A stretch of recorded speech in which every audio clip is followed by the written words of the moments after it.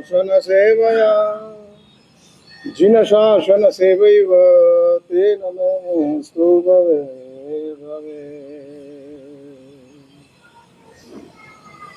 સંઘપતિ વસ્તુપાલ આના જીવનની કેટલીક વાતો આપણે વિચારી રહ્યા છીએ. પરમાત્માના શાસનની અંદર પરમાત્માના શાસનની જેવી કોઈ મહાનતા કે જેના કારણે દર સદીઓની અંદર આવા ઉત્તમ આત્માઓની સેવા પ્રભુના શાસનને પ્રાપ્ત થઈ. 21,000 વર્ષ સુધી પરમાત્માનું શાસન ચાલશે. શાસન એ કોઈ વસ્તુ નથી કે સ્વયંભૂ ટકી જાય. શાસન એ વ્યવસ્થા છે, અને વ્યવસ્થા હોય તો એ વ્યવસ્થાને પાળનારા, વ્યવસ્થાને સાચવનારા પણ હોય. અને માટે જ પરમાત્માએ કેવલ શાસનની સ્થાપના ન કરતા એની સાથોસાથ શ્રી સંઘની પણ સ્થાપના કરી. શાસન ચલાવવા માટે શ્રી સંઘ બનાવ્યો. સંઘ એ વસ્તુ છે, શાસન એ વ્યવસ્થા છે. પાલિતાણા દ્રવ્ય હોવાના કારણે, તીર્થ હોવાના કારણે, વસ્તુ હોવાના કારણે ધર્મ હોય કે ન હોય, શાશ્વત ગિરિરાજ રહેવાનો છે. એટલે વસ્તુ છે, પરંતુ શાસન ભલે શાશ્વત હોય પણ વ્યવસ્થા છે. અને વ્યવસ્થા હોવાના કારણે વ્યક્તિ ના હોય ત્યારે શાસન પણ ન હોય. વ્યવસ્થા ક્યાં સુધી હોય? જ્યાં સુધી વસ્તુ કે વ્યક્તિ હોય ત્યાં સુધી વ્યવસ્થા હોય. વસ્તુ કે વ્યક્તિ ગાયબ થઈ ગઈ પછી વ્યવસ્થા આપોઆપ નષ્ટ થઈ જાય છે, ટકતી નથી. કેમ? કારણ કે વ્યવસ્થા છે. એટલે પ્રભુનું શાસન એ સ્વયં એક વ્યવસ્થા છે, અને શાસન વ્યવસ્થા હોવાના કારણે જ ચાલ્યા કરે છે. પરમાત્માએ શાસનનો અર્થ જ બતાડ્યો છે. જે અનુશાસન કરે એનું નામ શાસન. શેની ઉપર અનુશાસન કરે? આપણા આત્માના દોષોની ઉપર જે અનુશાસન કરે,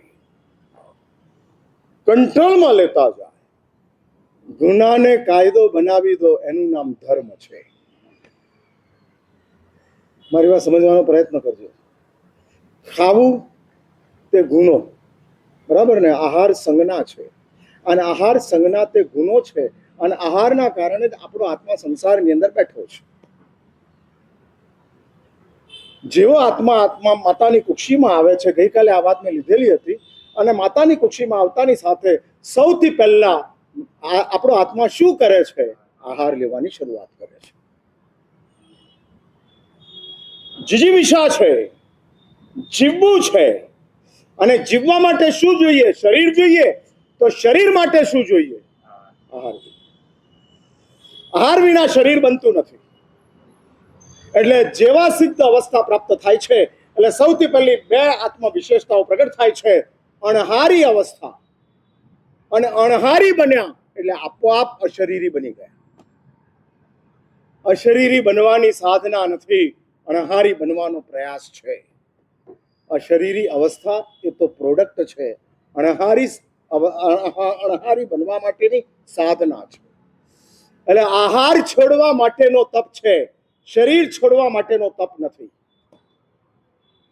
તમે અનશન કરો એ પણ આહાર છોડવા માટેનું છે, શરીર છોડવા માટેનું નથી. માનવનું શરીર પુણ્યથી પ્રાપ્ત થયું છે, એ છૂટી જાય એ છોડાય નહીં. પુણ્યથી મળનારી ચીજો છૂટી જાય, છોડાય નહીં. ભાઈ, સંસાર છોડવો પડે કે સંસાર છૂટી જાય? તમારો સંસાર પુણ્યથી છે ને. સુખ, સાધન, સંબંધ, વ્યવસાય, વ્યવહાર, પ્રતિષ્ઠા, આ બધો સંસાર છે.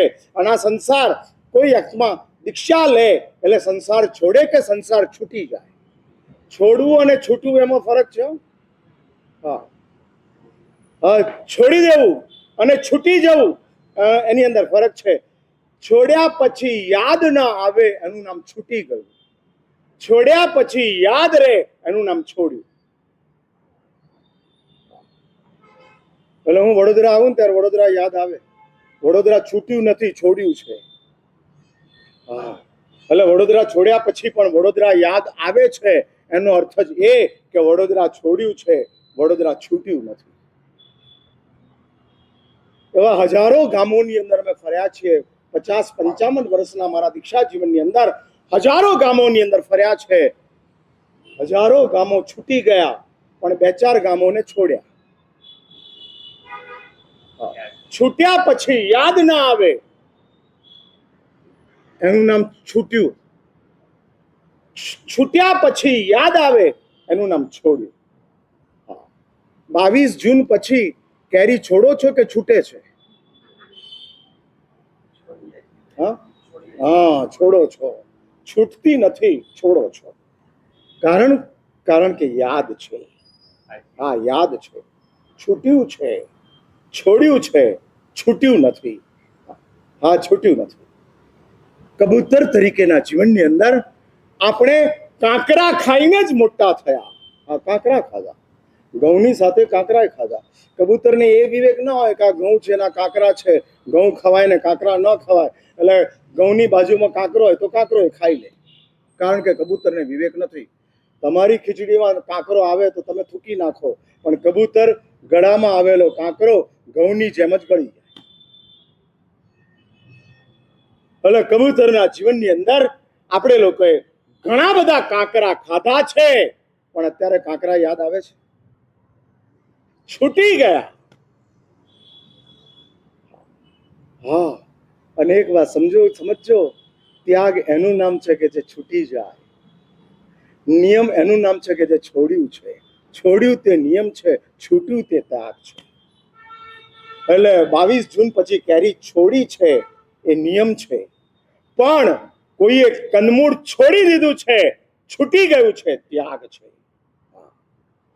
યાદ ન આવે તે ત્યાગ છે, નિયમમાં આવે તે છોડ્યું છે.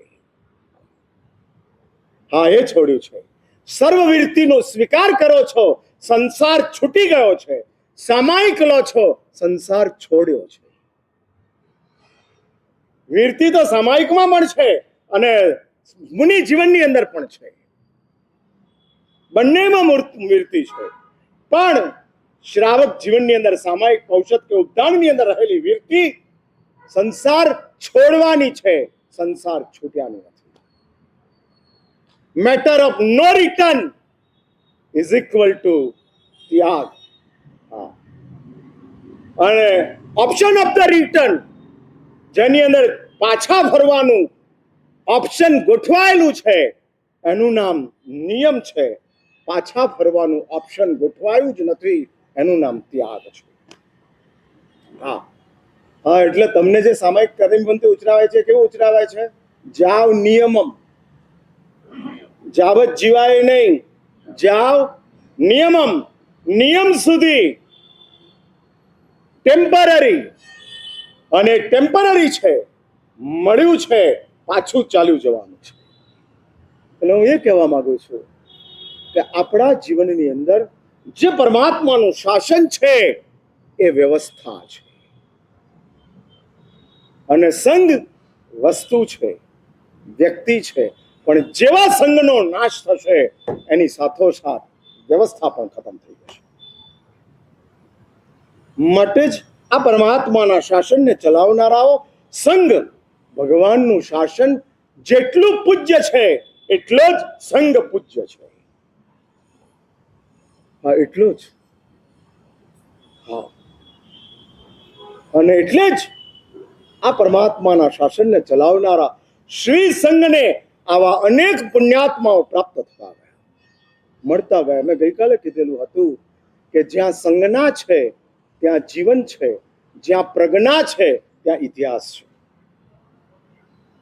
ઇતિહાસ ક્યાં બને છે? જ્યાં પ્રજ્ઞા, બુદ્ધિ છે, સમજ છે, ત્યાં આગળ ઇતિહાસ છે.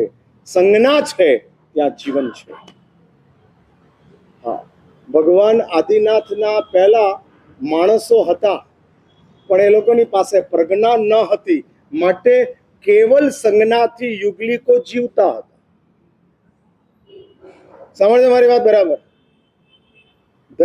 પ્રભુએ ધર્મની સ્થાપના કરી, પરમાત્માએ કલાઓ આપી, પરમાત્માએ શિલ્પ આપ્યા, પરમાત્માએ જીવનશૈલી આપી. આ બધું ભગવાન આદિનાથે જે આપ્યું, એટલે શું આપ્યું? શું આપ્યું? શાસ્ત્ર એવું કહે છે કે ગુનાને કાયદો બનાવવાની વ્યવસ્થા પરમાત્માએ આપી. આપણી વાત એ ચાલતી હતી કે ખાવું તે ભોજન તે ગુનો છે, માટે તો અણહારી અવસ્થા એ આપણો સ્વભાવ છે. હવે ભોજન અને અણહારી, આહાર અને અણહારી ઓપોઝિટ એક્સ્ટ્રીમની ઉપર છે. હવે ઓપોઝિટ એક્સ્ટ્રીમની અંદરથી વચ્ચે એક કાયદો બને છે અને કહે છે કે જો અપરાધને તારે કાયદો બનાવવો હોય તો ધર્મ લાવ. ભોજન તે અપરાધ છે, પણ તું એને કાયદો બનાવી દે અને તું એમ કે રાત્રે નહીં ખાઉં તો દિવસનું ભોજન ધર્મ છે. સમજાય છે મારી વાત? જે ભોજનને જૈન શાસ્ત્રકારો આહાર સંજ્ઞા કહેતા હતા અને આહાર સંજ્ઞા એ પાપ છે એવું જૈન શાસ્ત્રકારોએ બહુ સ્પષ્ટ કીધું છે. હા, બહુ સ્પષ્ટ કીધું છે. આહાર છૂટી ગયો અને સંજ્ઞા બચી ગઈ તોય પાપ છે. વાઇસ વર્સા, સંજ્ઞા છૂટી ગઈ અને આહાર ચાલુ રહ્યો તો પાપ એવું ભયાનક નથી. હા, જીવતું મચ્છર ખતરનાક કે મરેલો વાઘ ખતરનાક? મરેલો વાઘ છે, જીવતું મચ્છર છે. ખતરનાક કોણ? હા, અને અલકાપુરી ઉપાશ્રયમાં મચ્છર જીવતા છે, વાઘ મરેલા છે. અને અહીંયા વાઘ દેખાતા નથી પણ મચ્છરો દેખાય છે. અને ખતરનાક કોણ પ્રશાંતભાઈ? હા, મચ્છર ખતરનાક. એ જ રીતે શાસ્ત્રો કહે છે આહાર એ આહાર છે એ મરેલો વાઘ છે અને સંજ્ઞા છે એ જીવતું મચ્છર છે. જો સંજ્ઞા નહીં હોય તો આહાર મરેલો વાઘ છે. ભલે મોટો હોય, ભલે વધારે હોય, ભલે સ્વાદિષ્ટ હોય, ભલે ટેસ્ટફુલ હોય, પણ લખી રાખો મરેલો વાઘ છે. હા, એ કાંઈ જ નહીં કરી શકે. હા, કાંઈ જ નહીં કરી શકે. એટલે જૈન શાસ્ત્રકારો કહે છે કે સંજ્ઞા આહાર નથી અને સંજ્ઞા છે, સંજ્ઞા નથી અને આહાર છે.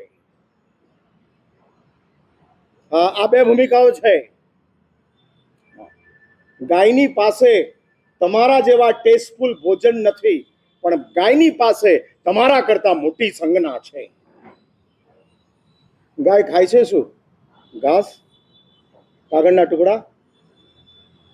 હા, અને તમે ગુલાબજાંબુ, રસગુલ્લા, મલાઈ, રસ આ બધું જ ખાઓ છો. એટલે તમારી પાસે આહાર છે, ગાયની પાસે સંજ્ઞા છે. શાસ્ત્ર એવું કહે છે કે તમારા કરતા સંજ્ઞાની બાબતની અંદર પશુ વધારે પાપી છે. સાધન માનવની પાસે વધારે અને સંજ્ઞા પશુની પાસે અતિરેકની અંદર. અને સંજ્ઞાઓ પશુઓને સામાન્ય કક્ષાના સાધનોની અંદર પણ ડુબાડી દે છે, પાડી દે છે.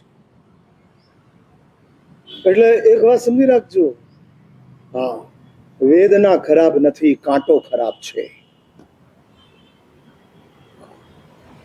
કાંટો નીકળી ગયા પછી પણ વેદના હોય છે, પણ કાંટો હોય અને વેદના ના હોય તો એ રહેલો કાંટો વધારે કાતિલ છે. હા, અને માટે જ શાસ્ત્રો કહે છે કે પશુઓની દુનિયાની અંદર સંજ્ઞાઓની તંદુરસ્તી ચાલે છે, માણસની દુનિયાની અંદર પરમાત્મા આદિનાથે સૌથી પહેલા પ્રજ્ઞા, અને પ્રજ્ઞાનો અર્થ જ છે તારી સમજ. સમજનો અર્થ છે તારી પોતાની મર્યાદા. હા, સમજ આવે એટલે શું આવે? સ્વયંભૂ મર્યાદા આવે. કહેવું પડે તેવું નથી. હા, કહેવું પડે તેવું નથી. 3 વર્ષની ઉંમરનો બાબો પોતાની બહેનનું ફ્રોક જોઈ અને 3 વર્ષની ઉંમરનો બાબો પણ મમ્મીને એમ કે મને ફ્રોક પહેરાવો. કેમ? સંજ્ઞા છે. પણ એ જ બાળક 13 વર્ષનો થાય છે, પછી મમ્મી એને ફ્રોક પહેરાવવા જાય તો પ્રજ્ઞા ના પાડે છે, નહીં, સમજનો અર્થ જ મર્યાદા છે. એટલે તમે સમજદાર છો એવી ખબર ક્યારે પડે? હા, તમે સમજદાર છો એવો ખ્યાલ કેવી રીતે આવે?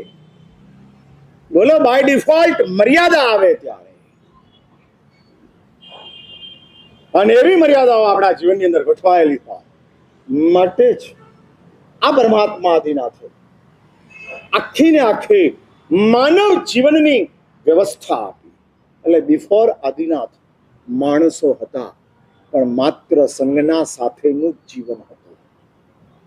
ભલે એ લોકો આપણા જેવા હિંસા, જૂઠ, ચોરી, પ્રપંચો, વિશ્વાસઘાતો આવા પાપો નહોતા કરતા, અને આવા પાપો નહીં કરવાના કારણે એ લોકો નરકમાં નહોતા જતા, પણ એ લોકોની પાસે મર્યાદા નહીં હોવાના કારણે, સંજ્ઞા શાંત નહીં હોવાના કારણે એ લોકોનો મોક્ષ પણ ન હતો. પાપોય નહોતા તો મોક્ષય નહોતા. ભાઈ, પાપો હોવા એ વધારે ખરાબ કે મોક્ષ હોવો એ વધારે સારો? મારો સવાલ સમજાયો કે નહીં? હા, પાપો હોવા એ વધારે ખરાબ કે મોક્ષ હોવો એ વધારે સારું? વધારે ખરાબ. પાપ હોવા એ વધારે ખરાબ છે. હા, એટલે ભલે પાપ હોવા વધારે ખરાબ છે, છતાંય મોક્ષ હોવો એ એનાથી વધારે સારું છે. પાપ નહીં કરો તો સ્વર્ગ મળશે, પણ સમજ હશે તો સિદ્ધશિલા મળશે. એટલે સમજની તાકાત સિદ્ધશિલા આપવાની છે, અને પાપ ન હોવાની તાકાત સ્વર્ગ આપવાની છે.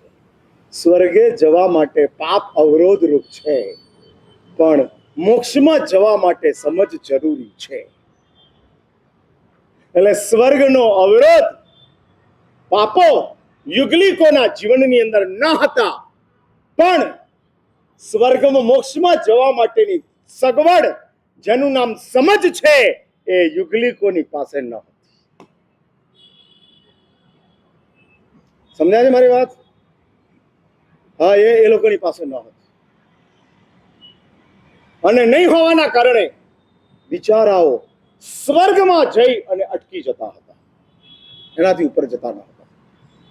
જ્યારથી પ્રજ્ઞાનો પ્રવેશ થયો ત્યારથી મોક્ષની શરૂઆત થઈ. અને એટલે જ ઇતિહાસ માત્ર ને માત્ર માણસોનો જ રચાયેલો છે. સંજ્ઞાઓનો ઇતિહાસ ન હોય, ઇતિહાસ પ્રજ્ઞાનો હોય, સમજનો હોય, મર્યાદાનો હોય, અને મર્યાદાઓ અને તે સમજો દ્વારા ઇતિહાસ ગોઠવાતો જાય છે. અને ગોઠવાયેલા ઇતિહાસની અંદર મેં કેરેક્ટર 2 દિવસથી શરૂ કર્યા છે, અને મંત્રીશ્વર વસ્તુપાલ, જેને સંગપતિ તરીકે કહેવાય છે, અને અનેક આચાર્ય ભગવંતોએ વસ્તુપાલના જીવનની ઉપર પોતાની કલમ ચલાવી છે. જબરજસ્ત સંઘની સેવા, અપૂર્વ તીર્થ ભક્તિ, શ્રુત લેખન, અનેક કાર્યો વસ્તુપાલે પોતાના જીવનની અંદર કર્યા. પણ એ વસ્તુપાલ કેવી રીતે નિર્વાણ પામે છે, કઈ સ્ટ્રગલોની અંદરથી વસ્તુપાલને ગુજરવું પડે છે. જ્યાં આગળ પોતાની જન્મભૂમિ હતી, પિતાજીનું મૃત્યુ થયું, ભાઈનું મૃત્યુ થયું, અને માટે વસ્તુપાલ એની માને કહે છે કે માં, હવે આ ઘરની અંદર મને મારા પિતાજીની યાદ સતત આવે છે, ભાઈની યાદ સતત આવે છે, અને માટે મારે આ ગામ, આ ઘર બદલવું છે. અને મેં તમને ગઈકાલે કીધું તેમ ઘર અને ગામ બદલી અને ક્યાં આવે છે? માંડલમાં આવે છે.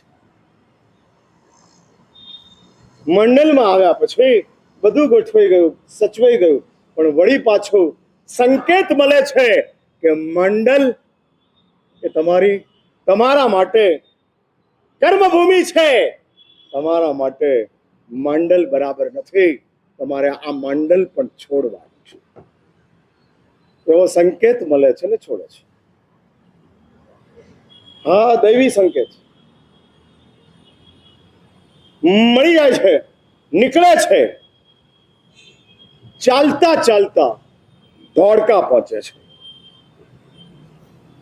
અને ધોળકાની અંદર મેં ગઈકાલે કીધું તેમ રાજાને, યુવરાજને અને પુરોહિતને ત્રણને એક સમાન લગભગ સરખું સ્વપ્ન આવે છે કે ગામની અંદર બે વણિક આવ્યા છે અને એની સેવા રાજાએ લેવાની છે. અનાદૈવી સંકેત છે, દેવો તરફથી અપાયેલો આ સંદેશ, આ મુકાયેલી વાત છે. અને આ સંદેશ મળતા જાય છે. ગુજરાત પુણ્યભૂમિ છે. એટલે સવારે જ રાજા ભીમદેવ, યુવરાજ વીરધવલ અને બહારથી આવેલા સોમેશ્વર પુરોહિત એ ત્રણેય જણા ડાઇનિંગ ટેબલ ઉપર ભેગા થયા છે અને આ ત્રણેય ચર્ચા કરે છે. ચાલતી ચર્ચાની અંદર સોમદેવ પુરોહિતને રાજા ને યુવરાજ કહે છે, ગામમાં બે વણિક આવ્યા છે, શોધો. દૈવી સંકેત છે અને એને આપણે રાખવાના છે રાજ્યની સેવા માટે. ધોળકામાં શોધવા કેવી રીતે? કોઈ એવો સિસ્ટમ હતી નહીં, કોઈ નંબર હતો નહીં. ધર્મશાળાઓની અંદર જાય છે, તપાસ કરે છે, વાતો ચાલે છે, ગુપ્તચરો પહોંચે છે અને એની અંદર સમાચાર મળે છે કે બે વણિકો આવ્યા તો છે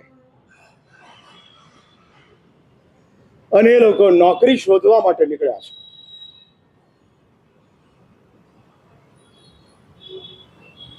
અને જ્યાં આગળ નસીબ ખેંચતું હોય ને, એટલે કે છે ને દાણે દાણે पे लिखा है, હા ખાને વાલે કા નામ. દરેક ઓપોર્ચ્યુનિટીની ઉપર પુણ્યવાનોના નામ લખાયેલા હોય છે અને પહોંચે છે. આપણા હાથની અંદર તો માત્ર પ્રયાસ છે. તક જેને મળવાની છે એને જ પ્રાપ્ત થાય છે. સૌને કંઈ પ્રાપ્ત થઈ શકતી નથી. અને એની અંદર વસ્તુપાલ તેજપાલ પકડી ગયા. સોમદેવ પુરોહિતે વસ્તુપાલ તેજપાલને કીધું, શ્રેષ્ઠી પુત્રો, રાજા આપને બોલાવે છે. અમને બોલાવે છે? હા, તમને બોલાવે છે. રાજાને અમારા સમાચાર કોણે આપ્યા ખબર નથી, તમને બોલાવે છે, ચલો. એટલે વસ્તુપાલ તેજપાલ અંદર મસલત કરીને કહે છે કે આમે આપણને નોકરીની જરૂર છે, રાજા બોલાવે છે, ચલો જઈએ. આગળના ગામના રાજાએ તો આપણો પેકેજ પોસાય એમ હતું નહીં એટલે રિજેક્ટ કર્યા છે, આપણે આગળ જઈએ. હા, નીકળે છે. એટલે એક વાત સમજી રાખજો, પ્રયત્નમાં સફળતા ન મળે એનો અર્થ એ નહીં કે કમ નસીબ છો. વધુ સારો જગ્યા મળવાના ચાન્સીસ છે, માટે આ પ્રયત્નમાં સફળતા પ્રાપ્ત થઈ નથી. હા, સફળતા પ્રાપ્ત થઈ નથી. વધુ સારા ચાન્સીસ ઉભા છે.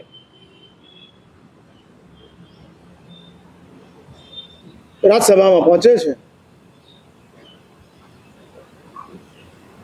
એટલે કહે છે કે મારું નામ વસ્તુપાલ છે, આ મારો નાનો ભાઈ તેજપાલ છે અને અમે નક્કી કર્યું છે કે રહેવાનું તો બંને એક સાથે જ રહેવાનું છે. એટલે નોકરી રાખવાના તો બે રહેશે, નહીં રાખવાના તો બે નહીં રહે. એકને મળી જાય ને બીજો હોદે એ અમારો ધંધો નથી.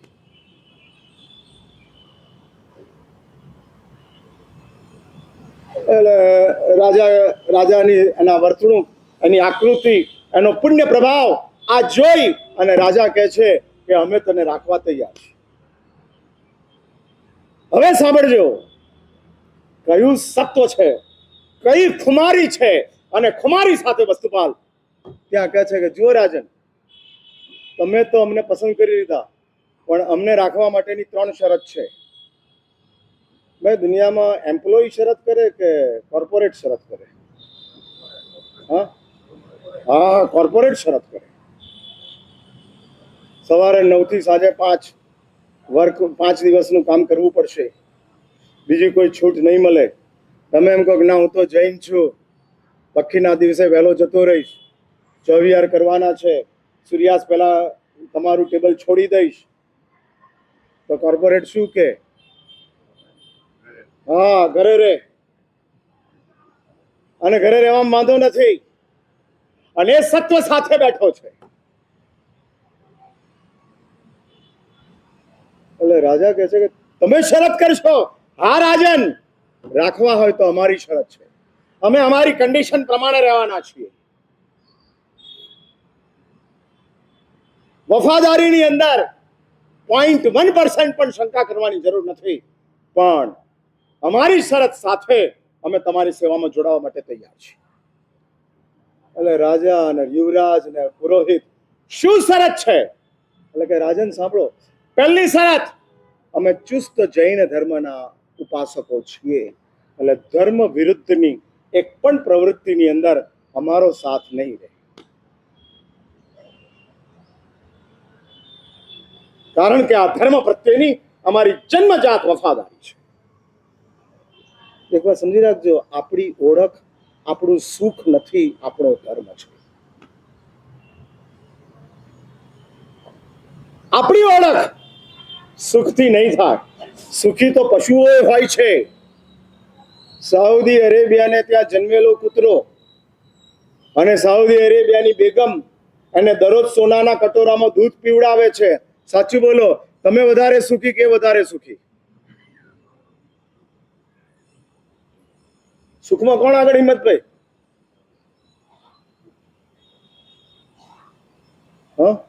બેગમ દરરોજ ખોળામાં બેહાડીને દૂધ પીવડાવે છે અને પેલો મસ્તી કરે છે. એટલે સુખ પશુઓની પાસે પણ હોય છે, ધર્મ માત્ર માણસની ઓળખ છે. ધર્મેણ હીના પશુભી સમાન. ધર્મહીન હોવે તો પશુ બને. ધર્મનો અર્થ નિયમ નથી, તમારો વિવેક છે. તમારી સભ્યતા છે, એ જ તમારા ધર્મનો મિનિંગ છે. જ્યાં જે કરવાનું હોય ત્યાં તે કરવું જ પડે, આ સભ્યતા છે અને આ જ ધર્મ છે. આ જ. હા, હમણાં અમારે 16 પ્રકરણનો પાઠ ચાલે છે. ગઈકાલે મારે પાઠ આવ્યો અને એની અંદર જીન ભવનનું નિર્માણ કેવી રીતે થાય, ક્યાં આગળ થાય, કઈ ધરતીની ઉપર જીન ભવન એટલે જિનાલય બનાવાય, એની વાત તો હરિભદ્ર સુરીશ્વરજી મહારાજે કરેલી છે. અને એમ કહે છે કે જમીન આપનારાને દુખી કર્યા વિના જમીન લઈ અને એની ઉપર જિનાલય બનાવવું પડે.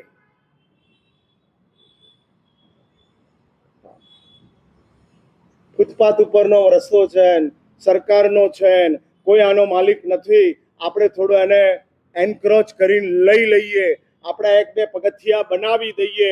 મહારાજ સાહેબ, આ દેરાસર જ છે ને, ધર્મનું જ કામ છે ને, સરકારને પુણ્ય મળશે. શાંતિ રાખો. ના પાડે છે. હા, ના પાડે છે. ન્યાયોપાર્જિત ધનથી બનેલા જિનાલયની અંદર દૈવી અનુસંધાન પ્રાપ્ત થાય છે. હું નથી કહેતો, હરિભદ્ર સુરીશ્વરજી મહારાજ કહે છે, અને મારી પાઠ ઉપર પડી છે 16 ની ચોપડી. ગઈકાલે જ આ પાઠની અંદર આવ્યું અને એટલી બધી વાતો મૂકેલી છે. દેરાસર એવું હોવું જોઈએ કે બીજાને એની નિંદા કરવાનું મન ન થાય.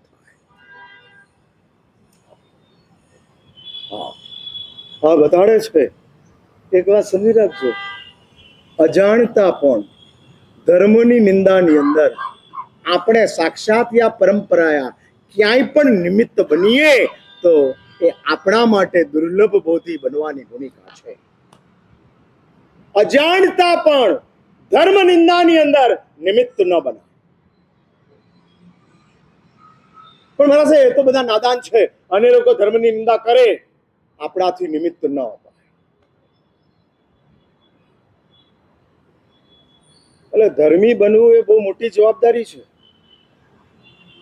સુખી બનવું એ જરૂરત છે, ધર્મી બનવું એ જવાબદારી છે. દુખી બની ગયા મજબૂરી છે, પાપી બની ગયા દુષ્ટતા છે, ધર્મી બની ગયા જવાબદારી છે, અને સુખી બન્યા એ જરૂરી છે. ધર્મી સીધા એમને નથી બનાતું. અને માટે આ વસ્તુપાલ કહે છે, રાજન, જૈન ધર્મના અનુયાયીઓ છે, ધર્મ વિરુદ્ધ કોઈ પણ પ્રવૃત્તિની અંદર અમારો સાથ નહીં મળે. બીજી શરત, રાજા અને પ્રજા આમને સામને આવશે તો અમે પ્રજાની સાથે રહીશું, રાજાની સાથે નહીં. આ કોણ કહે છે? કોને કહે છે? હા, જેને ત્યાં નોકરી રહેવાનું છે એને. અમે આવતીકાલે જો પ્રજાના વિરુદ્ધની અંદર રાજ્યનું ડિસિઝન હશે કે રાજ્યનો નિર્ણય હશે તો અમે પ્રજાની સાથે, અમે રાજાની સાથે નહીં. પહેલેથી જ સ્પષ્ટતા. હા, પહેલેથી જ. રાજા કહે છે ઠીક છે, કારણ કે વસ્તુપાલ કહે છે કે અમે પ્રજાના મંત્રીઓ છે, રાજાએ અમને રાખ્યા છે. પ્રજાનું હિત સૌથી પહેલા વિચાર છે, સૌથી પહેલા. હવે રાજા પૂછે છે ત્રીજી શરત, અને ત્યારે વસ્તુપાલ કહે છે કે રાજન, 3 લાખ સોનામોર મારી પાસે છે, તમને હું એ સાચવવા આપું છું. ભવિષ્યની અંદર જ્યારે તમે મને છૂટો કરો ત્યારે 3 લાખ સોનામોર તમારે પાછી આપવાની રહેશે.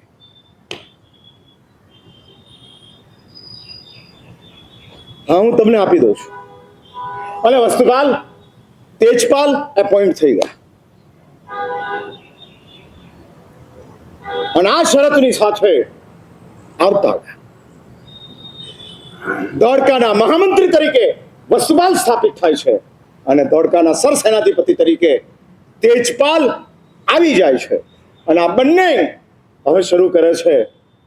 રાજા ભીમદેવ, રાજકુમાર વીરધવલ રાજા તરીકે હતા, પણ અધિકારીઓએ આખો રાજ ભંડાર ખાલી કરી નાખ્યો. સૈન્ય પાંગડું હતું. અને મંત્રીશ્વર વિચાર કરે છે, જે રાજનું સૈન્ય નબળું હોય, જે રાજનો રાજ્યકોષ ખાલી હોય, એ રાજ્ય મોટું કેવી રીતે થાય? એટલે આ બંને જણાએ નક્કી કર્યું કે આપણે લોકોએ રાજ્યકોષોને સમૃદ્ધ કરવા, અને જે બધા ખઈ બધેલા અધિકારીઓ હતા, ભ્રષ્ટાચારી હતા, એ બધાને વસ્તુપાલે ઉચકીને સાફ કરતા. રાજનીતિ છે. ફાયર ઉડાવતા જાઓ. કેમ? અધિકારીઓ ભ્રષ્ટ છે, રાજકોષ ખાલી છે, ભરતા જાઓ. અને આજુબાજુના રાજાઓની ઉપર વિજય પ્રાપ્ત કરી સૈન્ય મોટું કરતા હતા. બંને બાજુ કામ ચાલુ હતું, ને એમાં બાજુનું નગર, જ્યાં આગળ વસ્તુપાલ પહેલા નોકરી માટે ગયેલા હતા, અને પહેલા નોકરી માટે ગયેલા એને રાજાએ 10,000 સૈનિકોનો પગાર માંગ્યો, અને વસ્તુપાલને રિજેક્ટ કર્યા. સીધું એની ઉપર ચડાઈ થાય છે. યુદ્ધ માટેના ટ્રેન મોકલાય છે. યુદ્ધની શરૂઆત પહેલા જ વસ્તુપાલ, ગુંગલ રાજ એનું નામ, અને ગુંગલ રાજની છાવણી હતી, એ છાવણીની અંદર વસ્તુપાલ સીધા પહોંચી જાય છે, અને આડા પડેલા ગુંગલ રાજના ગળા ઉપર તલવાર મૂકી દે છે. સાંભળજો આ ઘટના.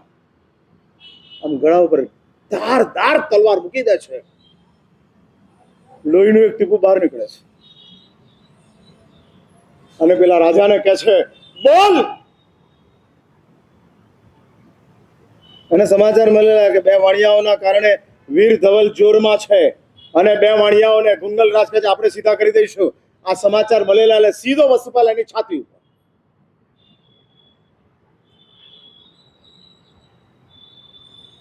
વીર ધવલની આજ્ઞા સ્વીકારવી છે કે યુદ્ધ કરવું છે? અહીંયા તલવાર છે, ફેરવતા કેટલી વાર લાગે અને ફરી જાય તો શું થાય? તલવાર અડાડી છે. રાજાને ખબર હતી કે આને આપણે નથી રાખ્યો અને અમડાડે છે. અને તે વખતે વસ્તુપાલની ખુમારી તો હતી જ કે સીધો રાવટીમાં ચાલી જઈ અને તલવાર મૂકી દે છે, પણ એની સાથોસાથ ખેલદિલી હતી. અને ખેલદિલીનો પ્રસંગ એવો બન્યો છે કે જ્યારે આ નોકરી લેવા માટે ગુંગલ રાજની પાસે વીર ધવલ પહેલા વસુપાલ ને તેજપાલ ગયા છે અને બપોરનો ટાઈમ છે, ધોમ ધકતી ગરમી છે, પસીનાના રેલા ચાલ્યા જાય છે. રાજ દરબારમાં પહોંચ્યા છે અને રાજાએ એ લોકોની આગતા સ્વાગતા કરી છે, સિંહાસન ઉપર બેસાડ્યા છે. ગુલકંદનું પાણી, પાન અને ગુલકંદનું પાણી આ બંનેને આપ્યું છે અને બંને જણાએ પાન ખાધું અને ગુલકંદનું પાણી પીધું છે. અને પીધેલા પાણી અને પાનના કારણે ગળાને ટાઢક વળી છે. વસ્તુપાલ કહે છે, રાજન, તમારો જાન મારા હાથમાં છે, પણ મને અત્યારે તમે પીવડાવેલું ગુલકંદનું પાણી અને ખવડાવેલું પાન યાદ આવે છે. અને તમે જે ટાઢક આપી હતી એ ટાઢકના બદલામાં હું તમને શી રીતે મારી શકું? છોડી દઈશ. સમૃદ્ધિ વધતી જાય છે અને આ મંત્રીશ્વર વસ્તુપાલ કે જે ધર્મની સાથોસાથ અનેક રાજ્યના કાર્યો આગળ વધારતા જાય છે. ફરી એક વાત યાદ રાખજો, આ વસ્તુપાલ મંત્રી બનવા માટે વીર ધવલને ત્યાં આવ્યા હતા. એ વીર ધવલની વાત પોતે જે આવ્યા છે એ સકલ જીન શાસન કે જે જીન શાસન અનેકોના કલ્યાણને માટે આગળ વધતું ગયું છે અને જીન શાસનની પ્રભાવનાની અંદર પોતાને નિમિત્ત બનવું છે. શકવર્તી કાર્યો એના દ્વારા થતા જાય છે. માત્ર સંપત્તિથી સત્કાર્યો થઈ શકે, પણ સત્કાર્યોનો વિસ્તાર તમારી પાસે પ્રતિભા હોય, સમજ હોય અને સમજની સાથે વસ્તુપાલની પાસે જે એક અધિકારની તાકાત હતી અને અધિકારની સાથે સેંકડો વર્ષો પસાર થઈ ગયા પછી પણ આપણા માટે આ વસ્તુપાલ ફેમિલિયર છે. જૈન સંઘની અંદર કેટલાક તારક તત્વો અને કેટલાક વ્યક્તિઓ કાયમને માટે જીવંત છે. કાયમને માટે એવા અનેક પ્રસંગો કે જે પ્રસંગોની વચ્ચેથી પસાર થતા જાય છે અને આગળ વધતા જાય છે, કે જે ન જાણેલા ન વિચારેલા કાર્યોને આગળ વધારતા જાય છે. યવનો આવે છે. વસુપાલને સમાચાર મળે છે કે ધોળકાની ઉપર યવનો આક્રમણ કરવા માટે આવી રહ્યા છે. હવે યવનની પાસે લાખોનું સૈન્ય છે અને વસ્તુપાલનું હજારોનું સૈન્ય છે.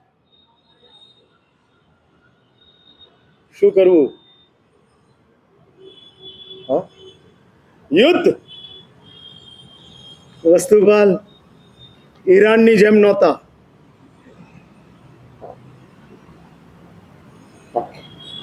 અને વિચારે છે કે શું થઈ શકે. ડે ટુ ડે ના સમાચારો મેળવે છે કે આ યવનો કઈ બાજુથી આવે છે, અને એમાં જાસૂસોએ, વસ્તુપાલના જાસૂસોએ યવનોને ધોળકા ઉપર આક્રમણ કરવા માટેનો કોતરનો માર્ગ બતાડી દીધો. હા, everything is fair in war and in love. ઇંગ્લિશમાં કહે છે everything is fair in war. યુદ્ધની અંદર બધું જ ફેર છે. નીતિમત્તાની સાથે ચાલે છે, અને એટલે જ એ કોતરનો રસ્તો બતાડે છે, અને બતાડેલા એ રસ્તાની અંદર સાંકડો રસ્તો છે, અને સાંકડા રસ્તાની અંદર સૈન્ય એક સાથે ચાલી શકે તેમ નથી. અને વસ્તુપાલે પોતાના સુભટોને કોતરોના ખૂણાઓમાં, ગુપ્ત ભાગોની અંદર રોકી દીધા, અને જે યવનો આવતા જાય છે, હજારોના સૈન્યએ લાખો યવનોને મારીને પાછા ભગાડી દીધા. આ વસ્તુપાલ, વીર ધવલ એની સાથે રાજ્ય ચલાવે છે. બન્યું છે એવું, એવી એક ઘટના થતી જાય છે કે જે ઘટનાની અંદર વસ્તુપાલની પાસે હવે ફરી પાછી તીર્થ યાત્રા કરવાની વસ્તુપાલને ભાવના જાગૃત થાય છે. આ એક સમયની ભૂમિકાઓ છે. તીર્થ યાત્રા એટલા જ માટે કરવાની છે કે એ જીવનના અંતિમ સુકૃતોની અંદર તીર્થમાં ગયા પછી પાછા આવવાનું નથી, ત્યાં જ સ્થાયી થવાનું છે. માટે તીર્થો દૂર હતા, માટે તીર્થોની અંદર પ્રતિકૂળતાઓ હતી, લોકો જલ્દી પહોંચી શકે તેમ ન હતું, અને ન હોવાના કારણે એ તીર્થોની અંદર ગયા પછી ત્યાં જ પોતાની આરાધનાઓ કરવાની સપરિવાર વસ્તુપાલ તીર્થ યાત્રા માટે નીકળે છે. હવે ધન વધ્યું છે, શું કરવું? અને વસ્તુપાલ માણસોને કહે છે, ખોદો, જમીનમાં દાટો. ભૂતકાળની અંદર આપણી કહેવાતી બેંકો એ ધરતી હતી. ઇન્ટરેસ્ટ નહોતું મળતું, પણ ડિફોલ્ટરે નહોતી થતી. હા, ખર્ચામાં જવાની વાત નહોતી, અને જમીનની અંદર મૂકી રખાતું કે જે સચવાતું જાય. હવે બન્યું એવું કે ખોદવા ગયા, બહુ ઊંડો ખાડો ખોદી નાખ્યો, અને વળી પાછું અંદરથી બહાર આવ્યું. અને ત્યારે અનુપમા કહે છે, સ્વામીનાથ, આ એક સંકેત છે કે ધનને સાચવવાનું નથી, ધનને વાપરી નાખવાનું છે.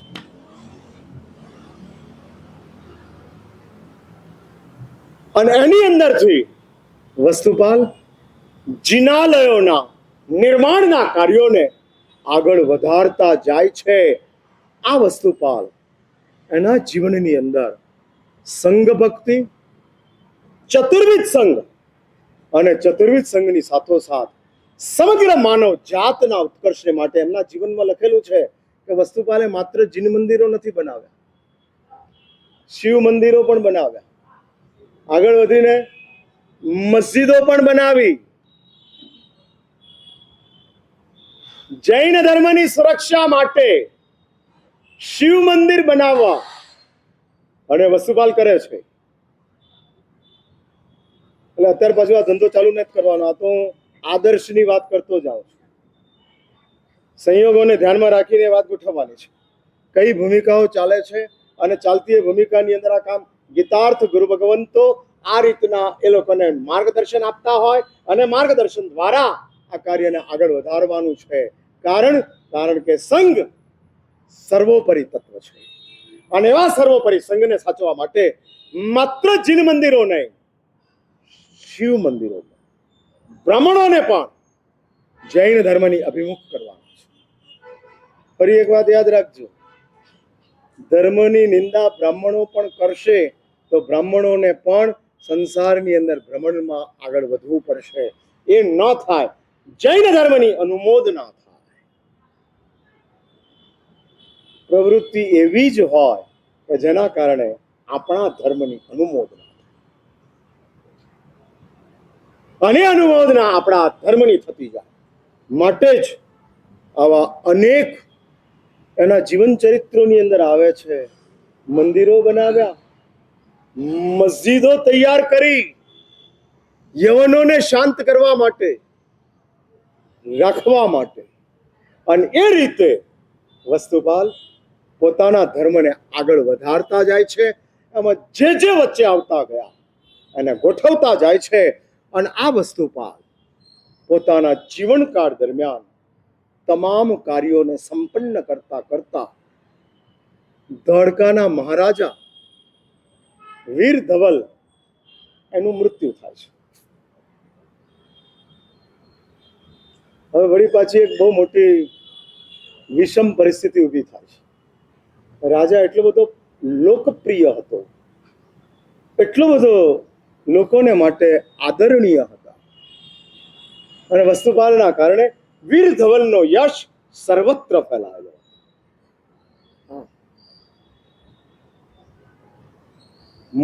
મોદીના કારણે લોકપ્રિય નથી, અજીત દેઓલના કારણે લોકપ્રિય છે. હા, જયશંકરના કારણે લોકપ્રિય છે. એમની જે નીતિઓ છે, નીતિના કારણે લોકો એ સ્વીકારતા જાય છે. એટલે રાજાને લોકપ્રિય બનાવવાની તાકાત મંત્રીઓનો હોય છે. અને આ વીર ધવલ, એના મૃત્યુના સમાચાર સમગ્ર નગરની અંદર પહોંચે છે. વસ્તુપાલને વીર ધવલના મૃત્યુની પાછળ કેટલાક ગંભીર સમાચારો મળતા જાય છે, અને તે વખતે વસ્તુપાલ કેટલાક મહત્વના નિર્ણયો લે છે, અને શું ભૂમિકા આગળ વધતી જાય છે.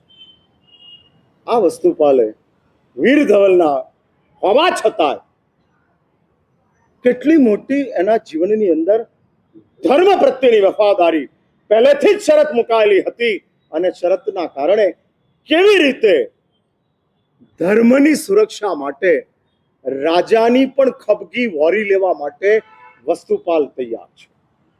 ડર નથી. સુરસ્ય જૈન ધર્મસ્તુ કાયરસ્તુ ન કદાચન. જૈન ધર્મ દાનવીરોનો નહીં, શૂરવીરોનો છે. શૂરવીરોથી તૈયાર થયેલો છે. અને વસ્તુપાલ ઘટનાઓ બનતી જાય છે, અને એ ઘટનાઓની અંદર વસ્તુપાલ પોતાની દીર્ઘદ્રષ્ટિ, પોતાની ધર્મ પ્રત્યેની વફાદારી અને એવી રીતે તૈયાર કરતા જાય છે કે જે તૈયાર થયેલી વફાદારીના કારણે વસ્તુપાલ એના જીવનની 2-4 જે મહત્વની ઘટનાઓ છે, હજુ એ ઘટનાઓ બાકી છે. આવતીકાલે પણ અહીં આગળ છું. 8મનો દિવસ છે, એટલે આવતીકાલે પણ આ જ ટાઈમે પ્રવચન રાખશું અને આ વિષયને આગળ વધારશું. અત્યારે હું અહીંયા જ અટકું છું. મિત્રાધર્મ ઈચ્છા.